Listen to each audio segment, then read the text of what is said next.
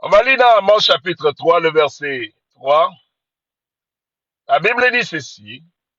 Deux hommes marchent-ils ensemble sans en être convenus?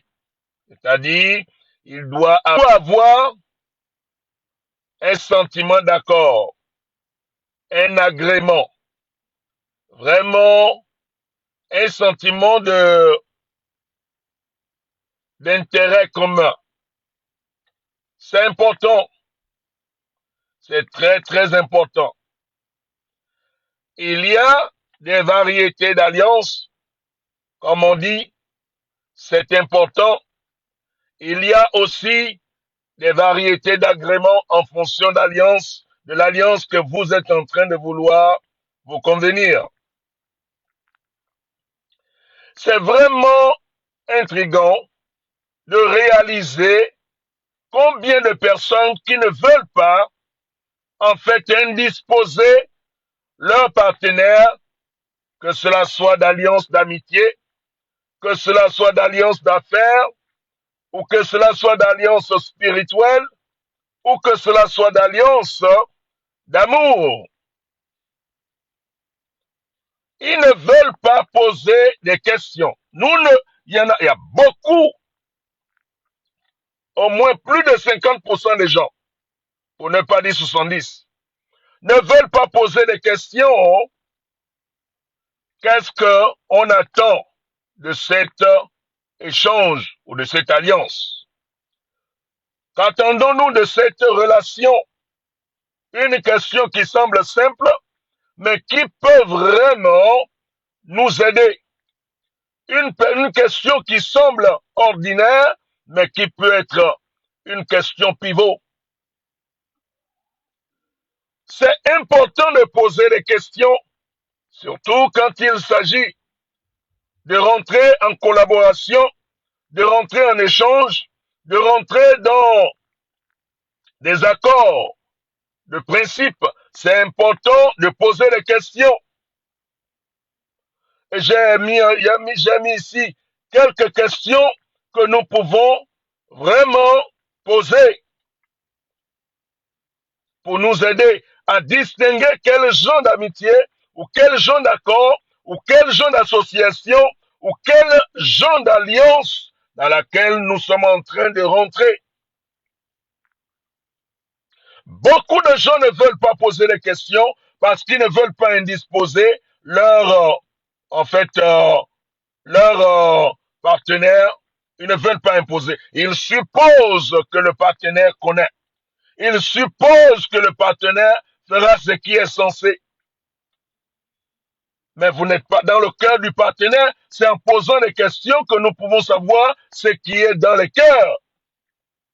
La première question que tu peux poser, qui peut t'aider à pouvoir vraiment orienter la relation, c'est pourquoi cette relation?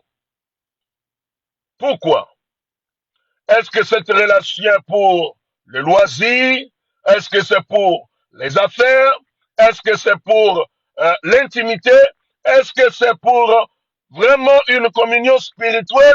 Il faut que tu identifies la relation. On ne peut pas commencer seulement à se fréquenter ou à échanger juste comme ça, parce que je vous assure, à la fin, ça termine toujours pas bien. Ça termine pas bien. Voilà la deuxième question que tu peux poser. Est-ce qu'elle est utile pour moi maintenant? Est-ce que cette relation est utile pour moi maintenant? En fonction des responsabilités que tu as sous les mains, en fonction des projets que tu as sous les mains, en fonction de la vision que tu poursuis, en fonction de tes objectifs, est-ce que cette relation est bien pour toi? Si c'est une relation de loisir qui prend le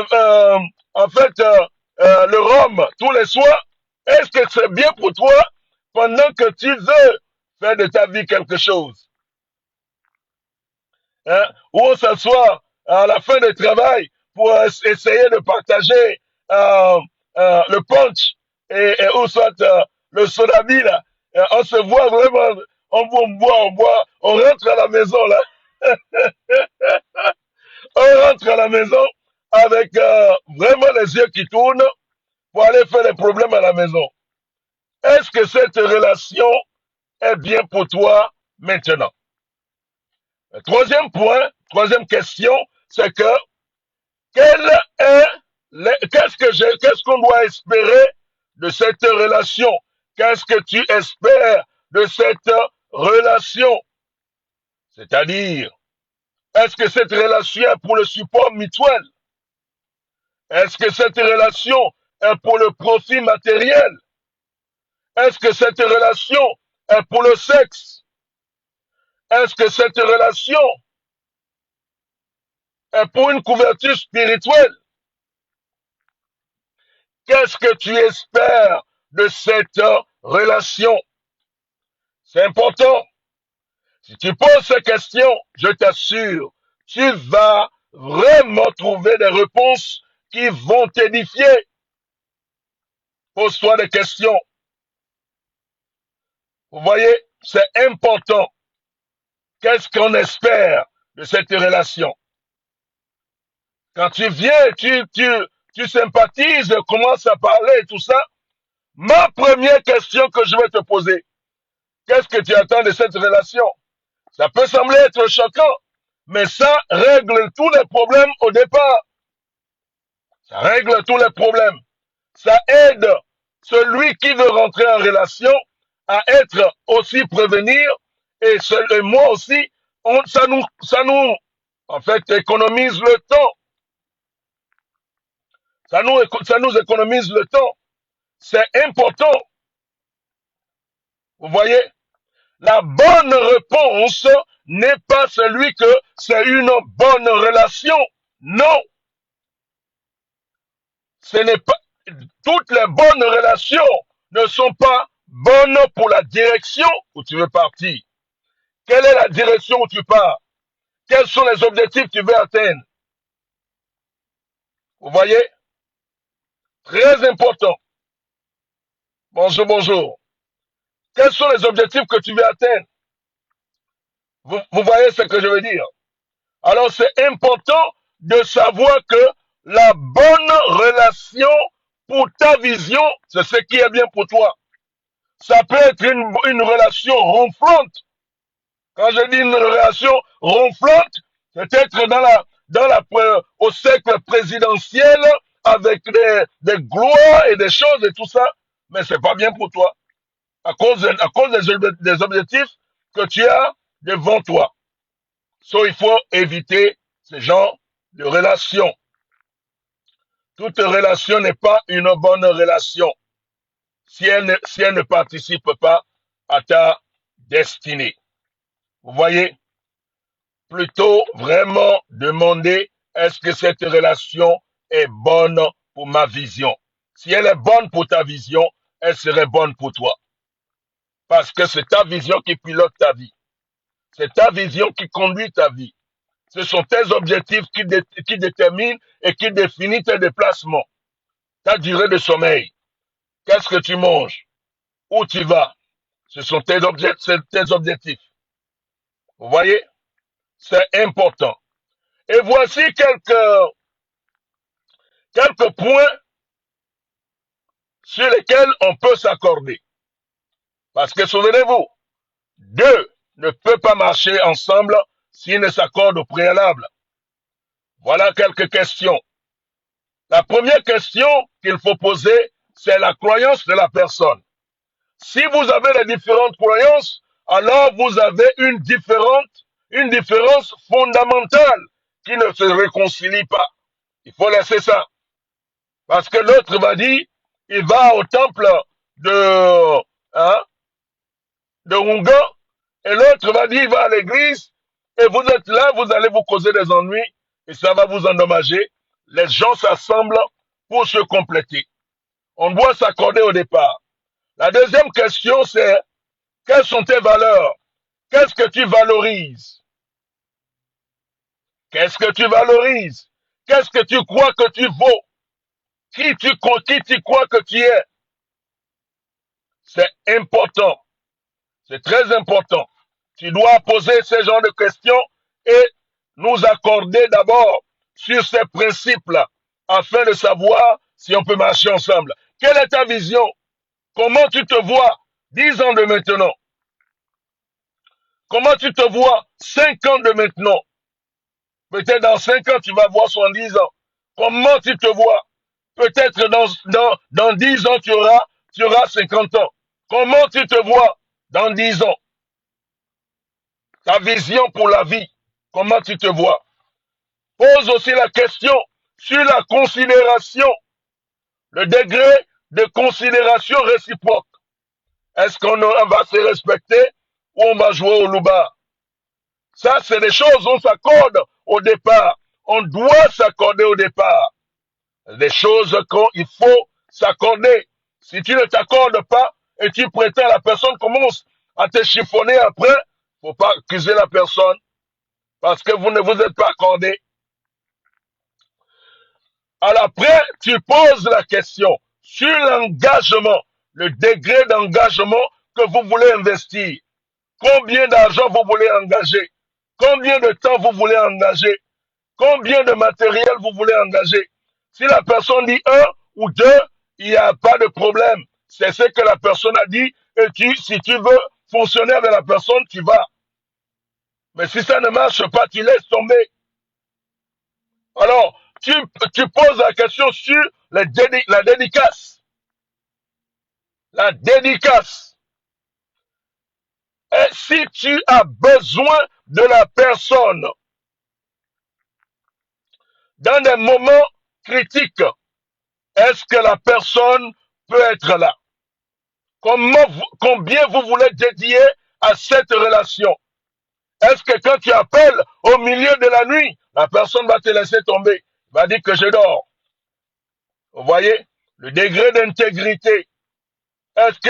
Quel est le niveau? Quel est le niveau de la véracité et d'authenticité réciproque que vous voulez avoir? Ça, on doit s'accorder. La patience. Est-ce que tu vas être une personne de tension dans la relation où nous allons nous supporter? Ça, c'est important. Ça, c'est très important. La loyauté.